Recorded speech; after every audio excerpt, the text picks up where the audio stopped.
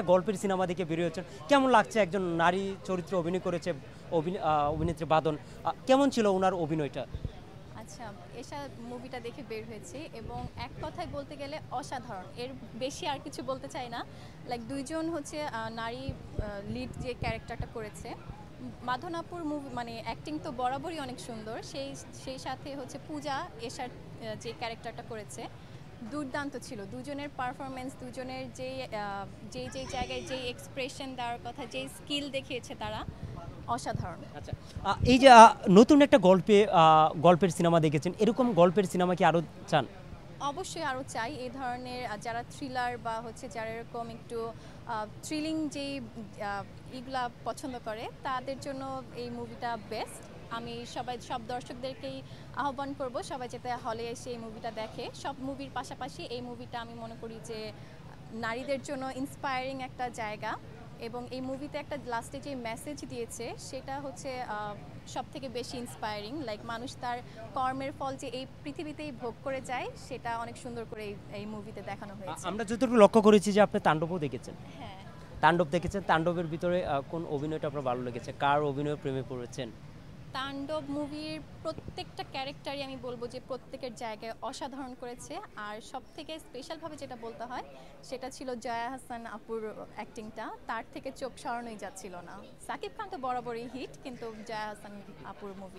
শাকিব খানের অভিনয় কেমন ছিল যদি আপনাকে প্রশ্ন করা যায়? সাকিব খান উনার মানে উনার তো কোনো কি বলবো, কাট করে দেওয়া যেটা। এইখানে শাকিব খানের সাথে কিন্তু অভিনয় করেছে সাবিনা নূর, অভিনয় করেছে। সাবিনা নূরকে কেমন লাগে আপনার? সাবিলা নূর আপু তো খুবই সুইট, খুবই কিউট। ওনার যে লিচুর বাগান গানটা ওইটা দিয়েই তো মেনলি এই তাণ্ডব মুভিটার হিট হয়েছে।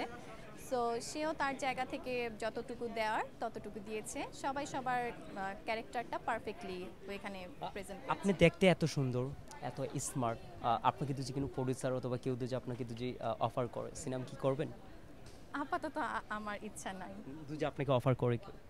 সেটা ডিপেন্ড করে যে মুভি মানে আমার অ্যাক্টর কে হবে, সাথে কো আর্টিস্ট কে হবে সেটার উপর। আচ্ছা, ধরুন আপনাকে সিলেক্ট করা হলো, তো যে কার সাথে অভিনয় করতে চান, ফার্স্ট টাইম কার সাথে অভিনয় করতে চান, অফার পেলেও কার সাথে করবেন?